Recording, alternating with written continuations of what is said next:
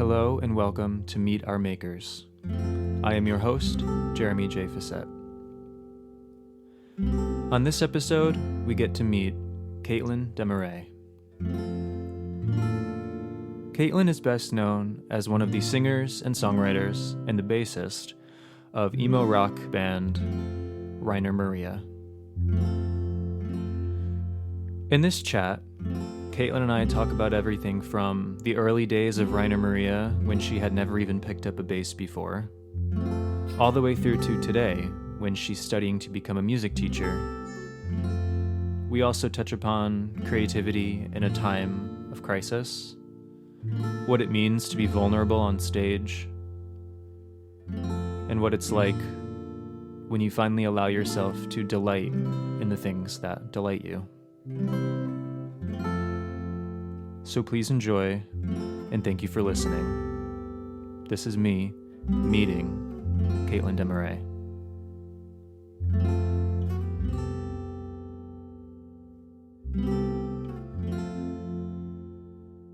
Jeremy, can you hear me? I can hear you. Yay! Thank God. I've already had one Zoom meeting not go through today. Oh no, I know one of these I did the other day. It took about 20 minutes just to get the audio to work. Well, what's going on, do you think? I mean, people's computers, the signal, I don't know. Yeah, it could just be everyone using Zoom at the same time. It's beyond my ken. It's beyond my tech savvy. I don't know. Oh, me too, for sure. It's nice to hear your voice, though. How are you? Yes, I'm doing well. How are you? Okay. Hanging in there? Yeah, you're doing well. It depends on the day, right?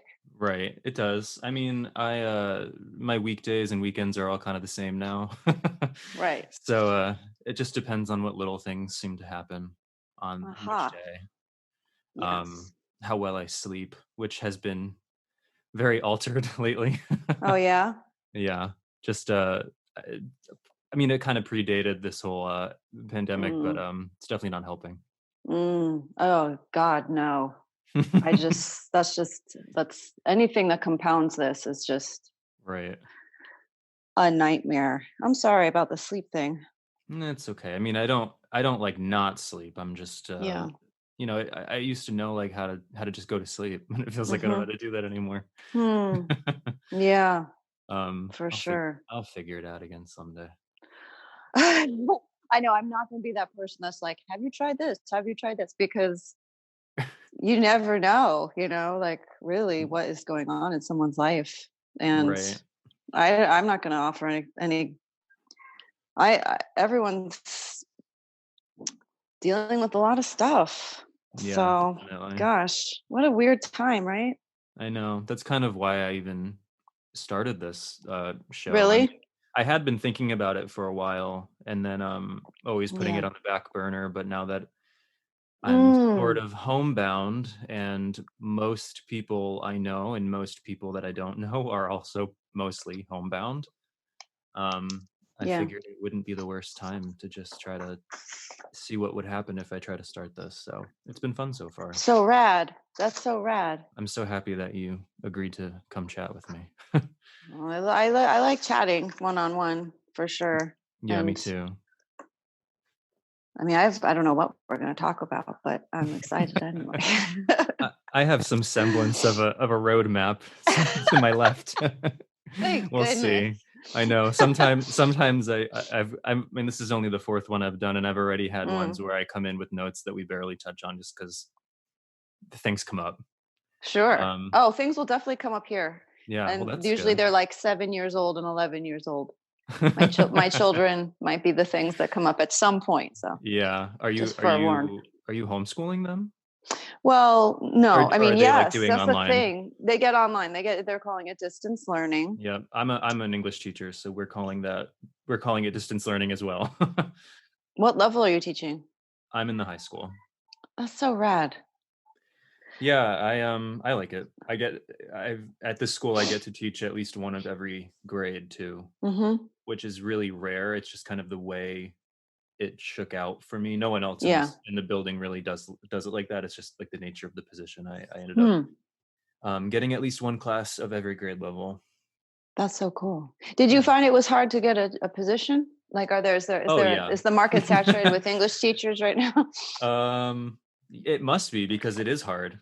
Um, Mm, I remember when I was in grad school, I mean, I technically still am, but when I was doing the education coursework, I talked with yeah. an old professor of mine from my undergrad about becoming a professor. And he basically said, don't, because the humanities are Mm, shrinking so rapidly. yeah. And Yeah. I think that extends to high school because while English is still typically the only subject that is required for every Mhm. year, Mhm. it does seem that for every one English job opening, there's maybe 5 or 6 STEM, math and science Yeah. openings. So Mhm. if I was a Mhm. math teacher, I would have had my picking, but it's not the case for Yeah. English. And I have several friends from my program who most of them have a job, but it's maybe not, they might already be on their second job like I am as well. Mhm. Just because the world of education is strange right now, For sure. even before all this. Yeah. Yeah. Well, Um, yeah. So are you finding it hard? Are they finding it hard, your kids?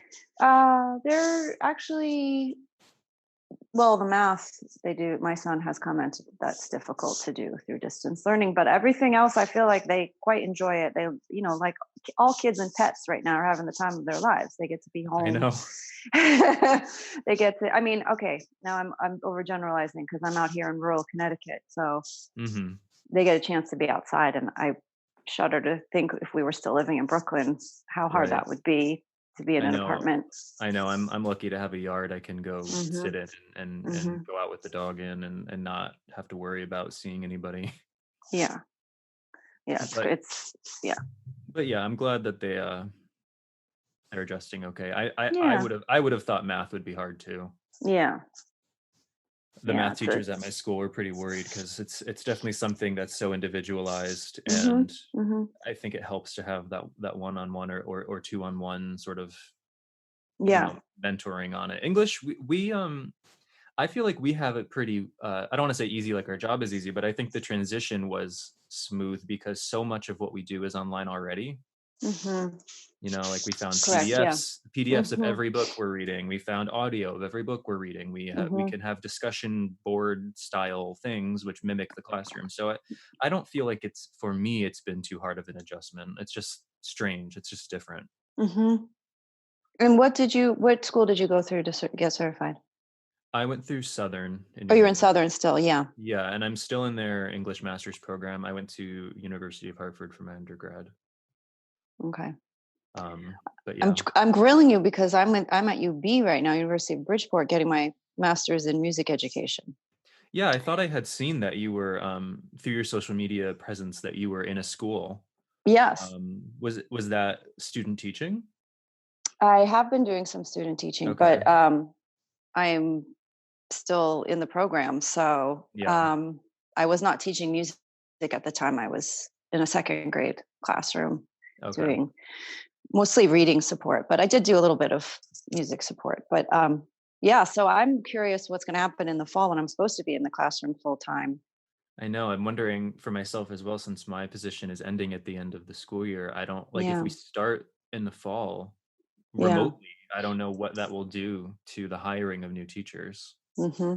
I'm very, very Whew. curious. It's That's a really good nerve-wracking. way to say it. I'm curious. I I am. I mean, like that. I'm perversely curious Yeah, no, because for sure. I ended up leaving my last job mid-year because I was planning on moving, and then that didn't happen. Mm, So it's been a struggle to get back in the classroom, and I've been hmm. trying so hard to get back in the classroom, and now I'm back. But Mm, the whole landscape is different now hmm. because of this cataclysmic event, and I'm just Hmm. hoping it doesn't make it too hard in the fall for me to find a position, or you or anyone who is like trying to get their first teaching job. Yeah. At the same time, I would also hope, and maybe this is optimistic, but I would also hope that people hiring might be more likely to give a job to people like you or myself who have less teaching experience than someone Mm, who's coming in with 10 or 15 years, because really, if especially if we're starting remotely, I mean they might not want someone who is so rooted in the classroom. mm, um mm. you know i Interesting. Yeah. I don't know. Like I said, that's probably optimistic. I always try to wield my general youth as a good thing. Mm-hmm. Because when I was first interviewing, I was like, well, I'm not set in a pattern. So Sure. however you guys do it is how I'm going to do it, and Yeah. I won't be fighting you on it. Versus people who have 30 years under their belt are having a really hard time with this transition, I think. I know. And I feel for them. Definitely. I really Yeah. do. Yeah. I can think of some older teachers at my last job that I can imagine are probably having a hard time doing everything on the computer. But Yeah. what are we going to do? Mm-hmm. Ugh. We're Yeah. gonna take it a day at a time. Yeah, I guess Clearly. so. I mean, I've already applied to a couple places. The schools are just starting to post for next year. Oh, really? Okay. Yeah, it usually starts in the spring, gets a little heavier in like May and June. Mm-hmm. Um, and then the summer has things throughout, but it kind of comes in ebbs and waves. And Yeah. I just kind of apply wherever comes up because I'm going to need a spot. Right.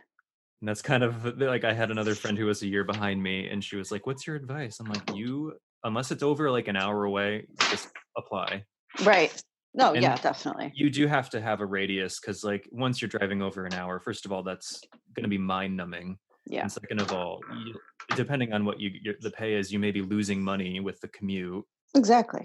Um, so I'm in central Connecticut, so I have a pretty good radius. Yeah. Um, Although I have noticed that a lot of jobs when I was looking were, maybe it's just because I couldn't do them, but they were in Fairfield County, Mm-hmm. um, right on the New York border. Danbury, New Milford, all those Mm-hmm. towns out there that are Mm. just Yeah. too far for me to get to. Yeah. And I could make it there in less than an hour. So Yeah, I hopefully, know. fingers crossed, I'll be close. Ugh. I know. Blah. I know it's a lot. Mm-hmm. But also we have so much time on our hands these days. I'm like finding it hard not to think about everything at once, but also Mm-hmm. to think about everything at once. Mm-hmm. Yeah. So anyway, Yeah. um, before we get really started, I need to ask, how do you properly say your last name? Oh, de Marrais. So you would say de Marrais. Mm-hmm. Okay, because I'm gonna be recording an intro to this, and I want to get it right. Sure. Yeah. I'm sure you get a lot of people just saying Damaris. Caithlin de Marrais. That's like the telemarketer who calls. Yeah. Or the first time a teacher reads my name. Well, it's Caithlin, but my mom was the only one that pronounced it that way. Like Oh, it's like an okay. older Gaelic spelling, and I just surrendered and just became Caitlin and then Kate, and Okay. because it just gets tiring to say your. I just really didn't care, is what is my point. You Right. know, Yeah. like I know my name. If people don't pronounce it exactly right, I'm not gonna Yeah. be offended or upset. So I want to talk first about this new song of yours you just put out, 5-4, which is on the Folkadelphia charity compilation. Mm-hmm. Is that correct? Correct. So how did they come to you? How did that come about? I know Fred. I call him Fred Philadelphia. Fred. Um, since I started doing solo work, because I toured with Mike Kinsella, Hmm. and Fred invited us to play in Philly then. So I've been social media casual friends with him since then, and he posted that he was looking to artists, reaching out to people because he had this idea to do this um, compilation that he had like a small seed money that he wanted to use to start it. And then Hmm. after the first round, it would be renewed by the donations that would come in, once the first one was released. Hmm. So he commissioned the artists that are on this first compilation, me included. And so whatever money comes in to download it then goes directly to the next group that's Oh, going to okay. be um, the next one. And he was so psyched. We've already paid for the next one, Oh, wow. which is just like incredible, like Yeah. over like 2 or 3 days. Wow, that's So great. yeah, I mean, it's amazing because all three of my jobs were gone Right. when this happened, when everything, the big stop Mhm. happened. And so it's really, it just feels so touching to, to get an opportunity to do music and to be supported at the same time. Yeah, it's nice to know that the listeners will continue to support the artists they like when they're given the chance. Absolutely. And I had people who were like my neighbors reaching out to me, "Oh, great new song." And I was like, "Wow, I had no idea." Oh, that's nice. Yeah. It's really nice. Did you record the song at home? It's Yeah, it's all home stuff, and Okay. it's built around this sample of my Ryan Maria bandmate Kaya's voice. Like we took this funny sample and of nothing that's musical at all, but just her talking, and turned it into like the rhythm section, basically. I would have never guessed that was a voice. Right? To me, it sounds like I'm in some kind of indoor like bird park or something, because I feel like I hear a bird in it every time, chirping every time. It feels very nature Mhm. driven, which I like because that's the like never ending theme in all my work is trees and birds and nature. But Mhm. yeah, um that's like the majority of it. And then there's just like a little bit of keys and then voice, my Yeah. voice. But it's like it's built from so little, and I think I wanted that aesthetic as well. Mhm. Like we have so little right now, like New York Times is posting recipes about, or no, how to use sardines. It's like we don't have a lot right now, so we're trying Yeah. to make something really tasty out of what little we have. Yeah, I guess minimalism is sort of the outfit for right now. Right, and I think years from now we'll look back and see so much art and other advances, whatever. Mhm. um we're going to see years from now that are directly related to this time. Oh, I'm sure we will. Even once it's over, people will still be making the stuff that was based or rooted in this time. Mm. Yeah. The song was, to my ears anyway, quite different from your other solo work, though. Um, Mm. you mentioned since you've been doing solo work, you've had a couple solo albums, but they were more gentle in tone, a little Mhm. more organic, I think, sounding. Mhm. And then Right, yeah. by four was sort of, I mean, again, I didn't know it was a voice, but there is sort of almost like this mechanical quality Mm. to it. For sure. And Yeah. I think I was attracted to the sound of that sample because what you hear is mechanical. I kind of hear sort of this like clangy gamelan kind of thing. And I Hmm. studied gamelan orchestra in college in Wisconsin, and was able to dance and perform, also play in the gamelan orchestra. So it kind of Hmm. reminded me of that, like the Southeast Asia Mm-hmm. sort of metal percussive orchestra. And yeah, my other solo records, I've definitely worked with other musicians who are, we're playing acoustically, we're playing Mm-hmm. traditional acoustic instruments.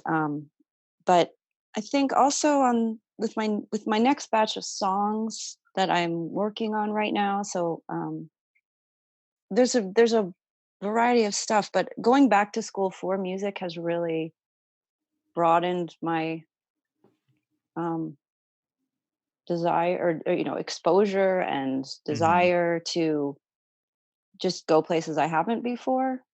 Yeah, You I've heard know, that from people who maybe always did music habitually and then studied it later in life, that it can yeah, sort of open you up to maybe some sort of new perspective or get you out of the corner that maybe you had painted yourself into. yeah, Um, I've heard that before, that can be sort of eye-opening. yeah. I think more than ever, I trust myself to just have a melody line, like I have the whole song sung in my head, and then I can just take a track and lay it on that and like transpose the key or the rhythm or whatever. But I already have a song germinated, like I have a fully formed song. I'm just not sure where it's going to plant and take root. Mhm. Like so like those lyrics, that's singing, I sort of just like got it done really fast. Like it just oof was born. I didn't really belabor it too much, but I found because I had done all this vocal training too, like singing all these 4A songs and singing in the school choir and church choir now, that I'm interested. I just trust my voice to just sort of do its own thing now in a way. Yeah. So you just trust yourself and your artistic instincts maybe a little more readily.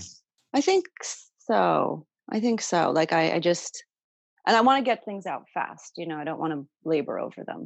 Yeah, I think that can be good though. I think so. So is this a new solo thing you're working on? Yeah, Or do you I not want to say? no, that's fine. I'm not hiding anything. Okay. um, no, in fact, I released a song.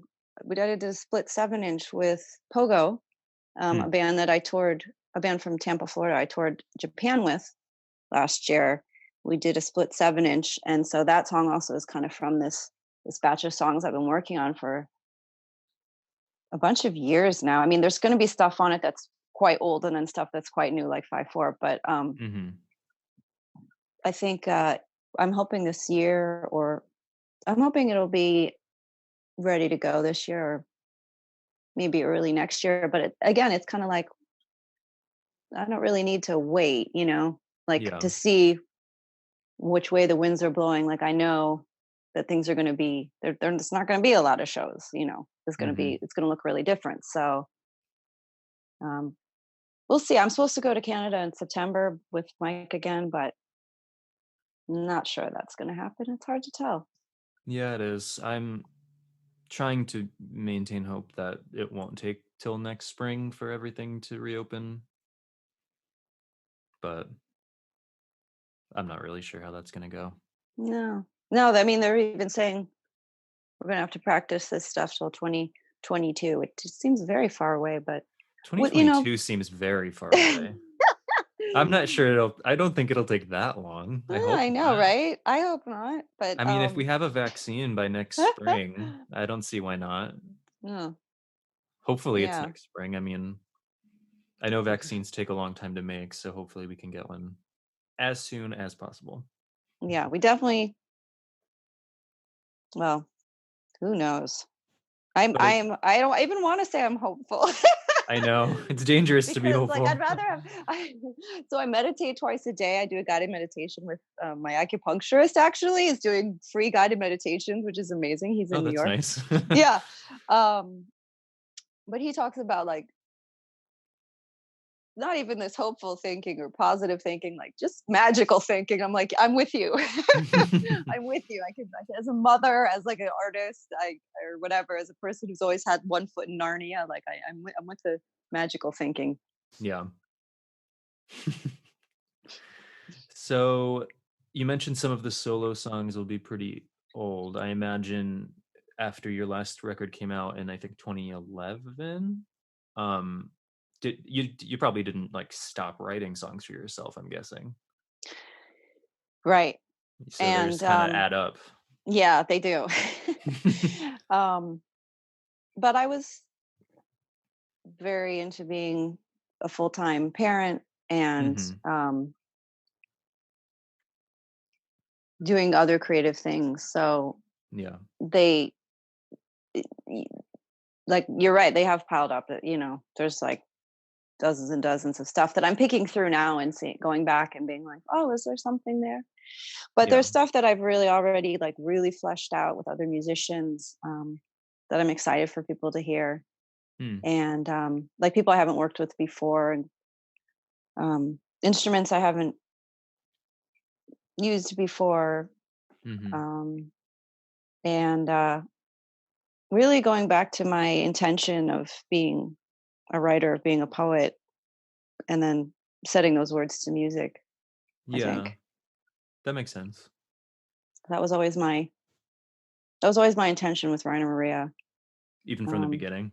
yeah, Yeah. we'd mine our poetry because that's how Kai and I met, was in a poetry class Oh, okay. at the University of Wisconsin. So Yeah, I was going to ask about how you guys ended up getting together in the first place. mm, Because yeah, I it's know amazing. all I really know is that you guys were a Wisconsin based group. I don't know the story. Right, yeah. We were I literally was just walking into a poetry class or walking into the elevator to get to this poetry class, and Kaya walked in and I was just like, "Whoa, energy. Yes, this person." And we like immediately were scheduling, study groups outside of class, and then Hmm. just became close and then collaborated. And um, so, yeah, it definitely came out of, and I wasn't even a musician at that point. I mean, I had played piano growing up and I had danced a lot. I was a trained dancer, but I had not picked up a bass guitar before. And Kaya was like, "I think you should." And I said, "I think so too." And so then we formed. I mean, but it was just so fun to be able to do that full time and tour, Yeah. and play 200 shows a year. And Oh wow. um, it was amazing. It I was mean, great. how quickly after you two met would you say Rainer Maria was fully going? Oof. Was it a quick process? Yeah, like a Yeah. few weeks or Oh months. wow. I mean, we were playing really fast because we were organizing shows in Madison. So we had bands coming through all the time, and we were, doing shows for like everyone, Dismemberment Plan, Sleater Kinney, all the Chicago people. Hmm. Um, so like the makeup came through and played in our basement, and we're like, this will be our first show. Why don't we open for them? And it's terrifying. Like, oh, I'm a musician. Okay, I'm in a band, but like, I love that. I always try to do things that are really terrifying. So that Does was, it does it still terrify you to play live? yeah, A little bit. no, no, definitely. I've Definitely. changed a little bit. Like when Runners reformed, I sort of was like, okay, it's pretty paralyzing to be so nervous, afraid, or whatever for like 3/4 of the set. So, is there something I can do to kind of relax a little more? I mean, I looked at other musicians, like thinking, gosh, what do they do that gets them to that point where they're just so in the moment and Yeah. relaxed? So, I just realized that there were like two words that I realized I could harness. Like, I'm delighted to be there, and I just Mhm. want to be delightful because like it's so joyful to me. Yeah. So um yeah, no, it's totally terrifying. But I just had an amazing live experience when I was playing solo at the University of Bridgeport, where I'm going to school. And I had all my peers around me, everyone in the music department and a whole bunch of other stuff. And one song was playing, I play pretty minimal when I'm playing solo, and I just was playing my bass, and people started just all of a sudden picked up the percussion with their hands. And I was just like transported, when you Yeah. feel your community around you holding you up like that. And I was like, I mean, it just reified what I believe is like, and what we started out at the beginning, like we're there for each other, Mhm. really. So if I can harness that feel that passing back and forth of joy and experimentation and delight, then I'm going to feel much more relaxed. Yeah, and would you say it's easier to perform for people you know than the crowds of strangers? No. Well, it depends, but Yeah, I would think I it used to think depends. no. I think no. I used to feel more nervous playing New York shows, and Because you with knew people who would show up. yeah, Yeah. and I think what I'm afraid of is like really revealing my true self, Mhm. because like I love my family so much, and at the same time I'm pretty protective of who I am, um, just because of we just have different lifestyles, or I don't know Mm. what. Like in general, we're probably all the same, but we're all different expressions of the same creature, basically. Everyone on this planet, like we're just one Yeah. thing. We're just humans, Yeah. just different expression of that. But yeah, I think what it comes down to is I'm just working on not being worried about just being myself. Yeah. Yeah, that can be a very long journey, as I also know. Mm. Hmm. But I can imagine playing for strangers could be easier in a sense because you can reveal it and then you go away, Mm. and you never have to know that that person on the left side understood Yeah. who you were. and if they did or didn't, you won't talk to them and you won't know. So I mean, Mhm. I can imagine being really vulnerable and sort of more open than usual with people you do know. Mhm. I would be more terrified by that, since then you're going to get off stage and they're going to come talk to you. Mhm. So that it's that immediacy of that return, I think that would be a little scary to me. For sure. And I think there's a little bit of not acting, but I mean, I try on different feelings, when I'm playing. So, Hmm. because I was trained as a dancer, as a performer. So I can't, I can try different things with the people who don't know me, but the people who do are going to really see through that. So, Yeah. what is the authentic self that I want to? I wish I had had some more training on in how to reveal that authentic self. To be honest, in my Hmm. education or even anecdotally with other people, or so, I'm not Yeah. sure what it, but it's more important to me than ever, because if I don't get to that point where I feel like that finally in my life, like what was all this work for, really? Right. And I know I mean, I look at all the musicians I know who've had longevity, who have a long career, and like maybe I cherish an album of theirs that's from, you know, 2 decades ago, but they're still putting out music. Like, um, I can start to appreciate that now as I get older, that like you're on a journey and you're trying to find out something for yourself as well. Like it's just crucial for you to keep doing the work, regardless of whether you're fulfilling people's expectations of what they want you to do at this point. Yeah. So is any of that what led to Raina Maria coming back? Um, I Or I think guess, like, why did, after so long, did you guys decide to do another album? it kind of came together pretty organically, because there was a time for a few years that we weren't even on the same continent together. Mhm. There was a lot of traveling going on and people pursuing different paths in their lives. And then I don't know if it was Kaya's idea originally, but just to get together to have a meal together.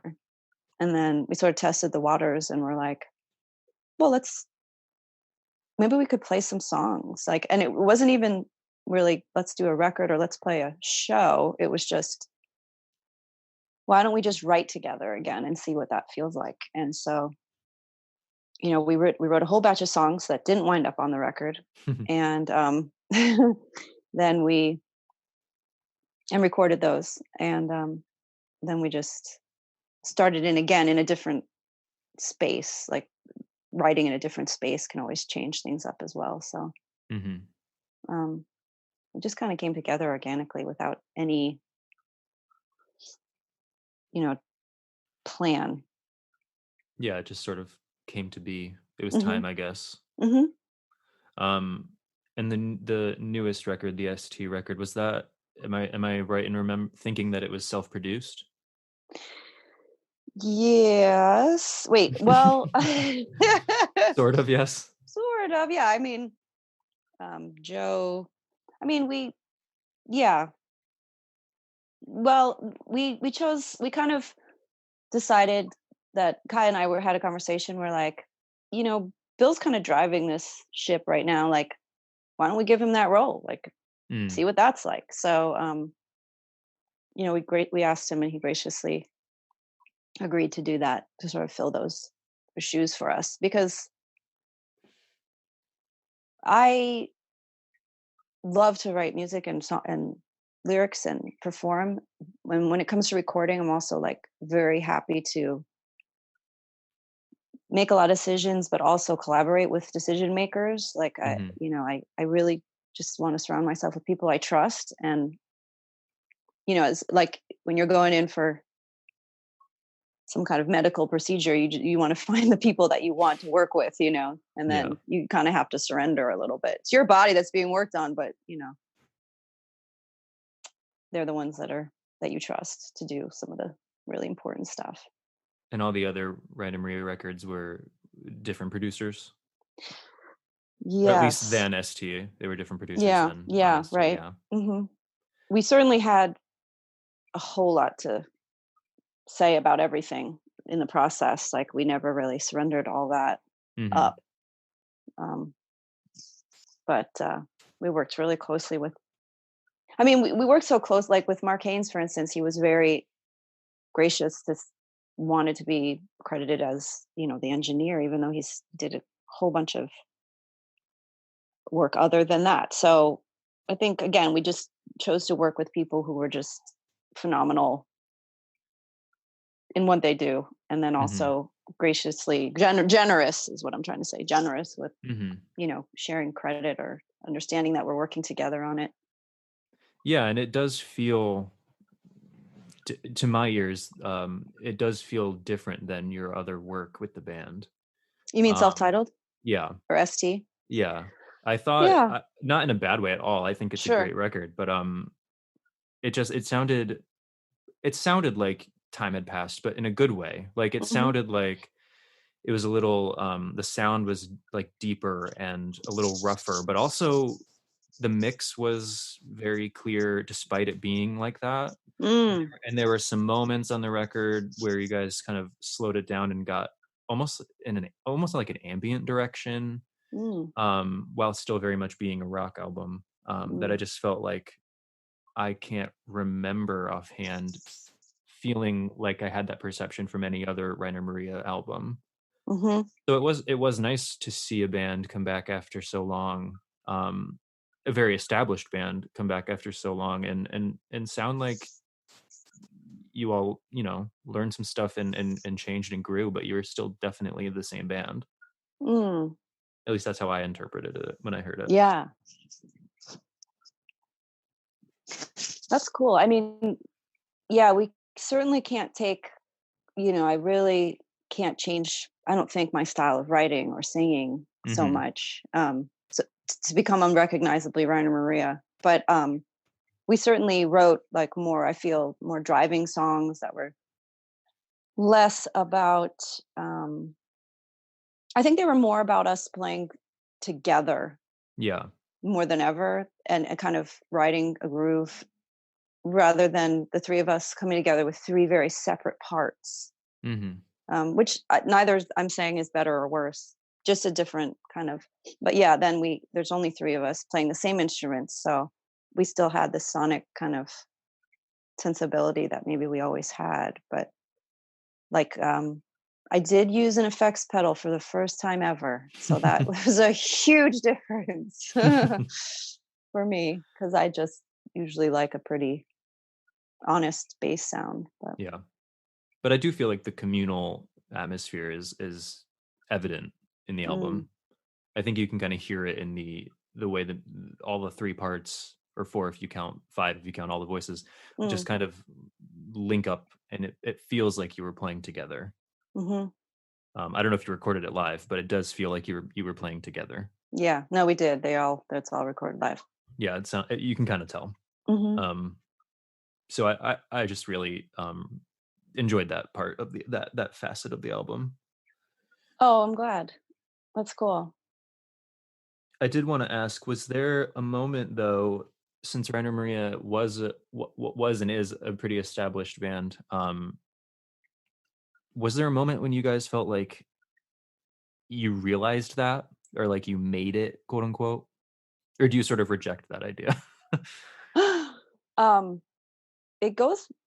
I immediately I had this memory come to mind, which is the one I always go back to. Like I understood a little bit about our greater reach, I guess, when way back, maybe it was like Long Knives Drawn or something. Like I'm sure what tour it was, but it was before. It might have been around 2000, Hmm. but it was just one of our biggest tours. We played Bowery Ballroom, which is a Mhm. beautiful venue and it sounds amazing, but not that big really as venues go, but Mhm. big for us. And I just remember the lights went up in the audience and I saw people way in the, like all the way, the last person in the back of the room, and their face was illuminated, engaged, smiling, happy. And I was like, oh my gosh, that person way back there is like feeling what I'm feeling way up here. So I could understand that there was a lot of people. I think that must have been before Long Knives. That must have been maybe like, I don't know, past 113. I'm not even sure which record it was, to be honest, but it was long ago that I sort of felt like, oh, well, there's at least 350 people that are really Yeah. into this music. So that's a lot of people. And that's way more than I ever imagined could Right. ever be possible. Because, back in the day when we were playing literally on the floor of people's homes, or playing with American football to like 12 people or whatever, like this was beyond my wildest dreams or whatever. Yeah. Yeah, So, and it's sort of that sharing of the joy that you mentioned earlier, yeah. sort of realizing it in the people watching, that delight of being there is both yours and theirs, hopefully. Yeah, because I have found such great delight in music. Like that's where I connected with it first, was as a listener, Mhm. in grade school and high school especially. Oh my God, like vinyl was just my church. Yeah. Every day in my room, I had my vinyl out, listening to whole albums by myself, just really engaging to music, to what people were doing. And so, I would just marvel at musicians, kind of like, like you have this chance to play this instrument and then get your work out there, like that's Yeah. incredible. So, um, I don't, I still don't feel like a musician really, even though I would, in my unemployment application last 2 weeks ago or how many weeks ago? Oh gosh, They I only think just got back to me today, actually, oh, I'm about it. sure. I think I wanna say that it's like 4 or 5 Yeah. weeks. Yeah. So So I put yeah. musician, but I still have a hard time identifying with that. Do you know why? Uh, I still feel like I need to be fluent in music theory and be less like music is like one part of my life. Mhm.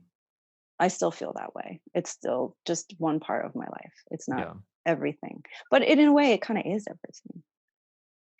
Yeah, it depends which angle you look at it from. Yeah. Although I think it's healthy to have more elements going on Mm, most of the time anyway. I think if you put your 100% self into one thing, whatever that thing is, I don't know. I think that could get sticky sometimes. sure. But Yeah. is it something that you're I don't want to say that you're not aware of it, but is there something to being in a band like Rainer Maria where like you are aware of I guess the band's sort of place in music and music history? I mean, you guys came from the Wisconsin scene. You are very much maybe ST less so, but you were very much involved with the sort of emo rock scene of the late 90s and early 2000s. And I feel like when people bring up that time, Rainer Maria is very often cited. Um, so I just like I don't know how that is that something that you think about? Is that something that feels a certain way to like know that you were part of such an established thing? I mean, I certainly recall the scene with fondness, Mhm. because there weren't a lot of female identified people in it. So to No, there be, definitely weren't. yeah, so to have not, to feel like I was part of, I feel like to represent, I'm glad that I can represent that there was like nuances to the scene. It wasn't just one thing. Yeah, And, but that's also speaks to the generosity of everyone else who was in that scene. I don't mean to sure. include me like, oh, we're generously including you, but just like people were, at least in the Midwest, I didn't feel like people were hung up on a certain thing, a certain whatever achievements that we were seeking. It literally was just like playtime, music Yeah, time. We're yeah, playing together. We're kids. We're playing. Um, and then I guess I feel like sometimes I feel like, because I have thought about it a little bit. Like sometimes I feel like Reiner's role is not like just set into one square, isn't set into one. How can I talk about this? It's hard to talk about, but I feel like it's still elusive a little bit, like who we were, or what genre we fit in, or how Yeah. it's defined.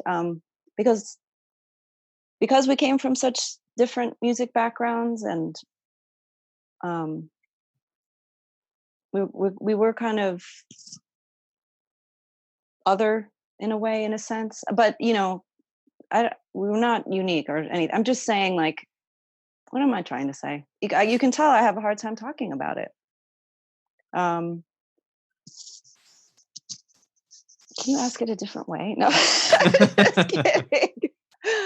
I think I can say what I think you're trying to say. I might be wrong, but it sounds like you're trying not to say that you were this totally unique organism that no one else was ever like.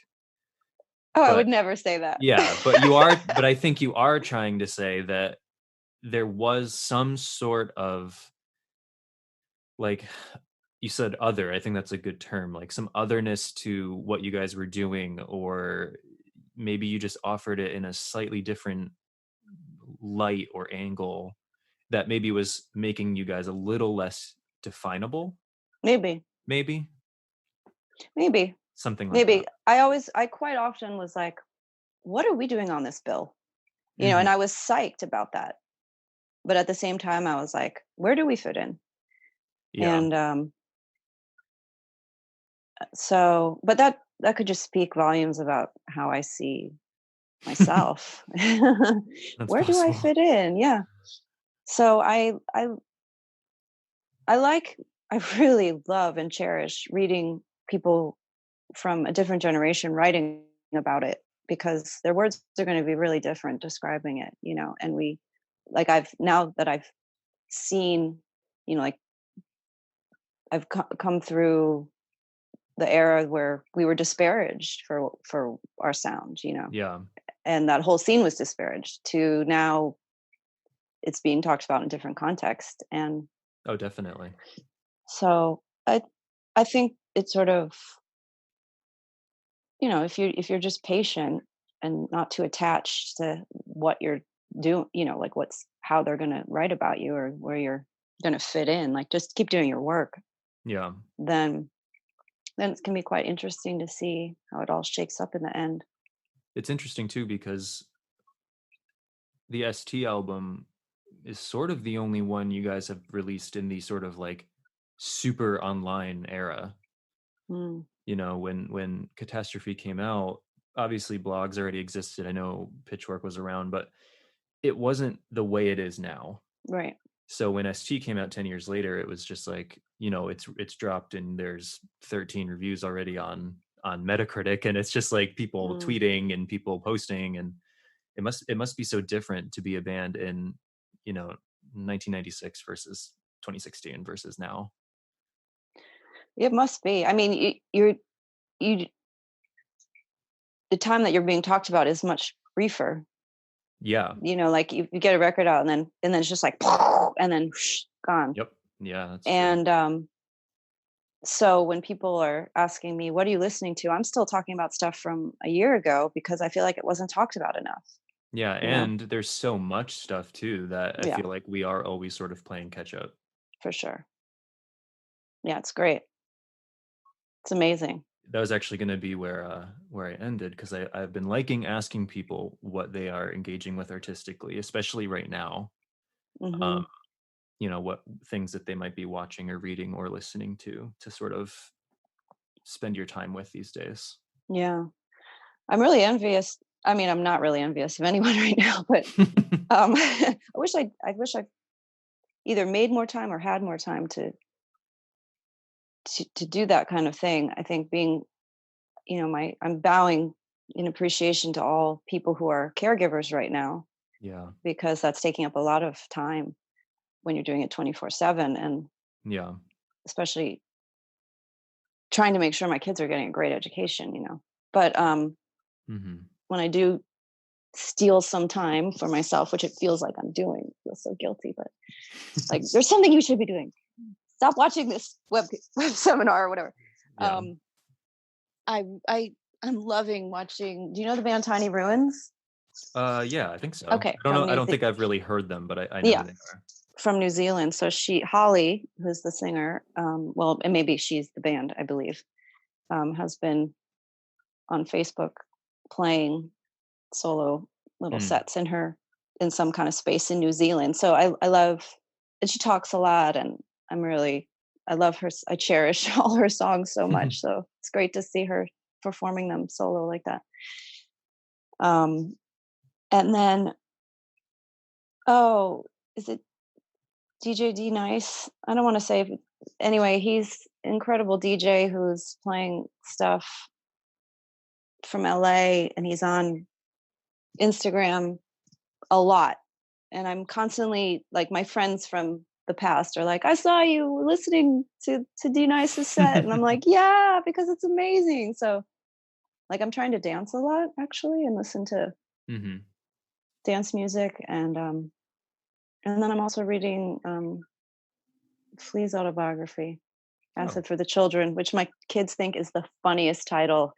And the cover photo, they constantly are looking at it, just being like, what the, Mom, what is this? So. Well, I'm glad you have some things to escape with sometimes. Yeah. They're more valuable now than ever, I would say. Oh my gosh. Like when you're baking and just feeling so good about making something, it's just, it's awesome. I was going to ask if you've joined the bread baking craze yet. Not bread.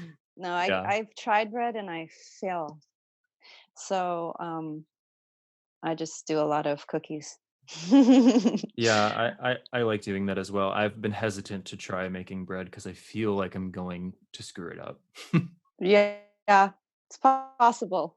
That's an art form that I would really love. is. I'm in awe of all bread makers. Oh my gosh, and it's such a long process when you watch like the time lapse videos of people making bread, and that you just think about how long it was, and really makes you appreciate the people who like the small businesses just selling the bread they make. Yes, there's one in Darien. There's one in Darien called Flour Salt Water Bread, and they're one of. I mean, there's only like 200 bakeries in the world that are doing like this, like the sourdough that they're doing. I mean, if you want to ever make an epic journey to Darien, because it's quite far for you, I would imagine. It's like an hour. It's fine. Yeah. And you have to pre-order the bread and wait in line to get it. I mean, but it is worth it. They are artisans. It's incredible. And if anything comes out of all of this, I hope that we all are able to get our food game on with I know, with like real food, and get off of the like quasi food that we're being offered, Yeah, maybe a stronger appreciation for the artisans like that. Yeah, we'll see, hopefully. Right? Magical thinking. Magical sourdough thinking. Everywhere. Oh, that'd be fine with me. Gluten-free if you need it. Well, thank you so much for talking to me, Caitlin. It's been really nice chatting with you. Yeah, definitely, Jeremy. I'm so going to be thinking about you and all teachers, hoping that likewise. And good luck with finishing your program.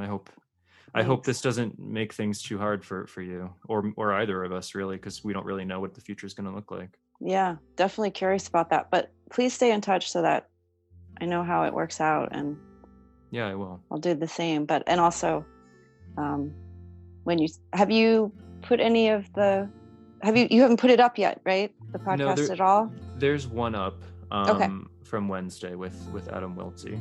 Oh, cool. And so it's awesome. Everywhere. It should be everywhere. It's on Spotify. It's on Rad. Okay. Probably Apple Music, so you can find it. And I'll send you a link when this one goes up. Okay.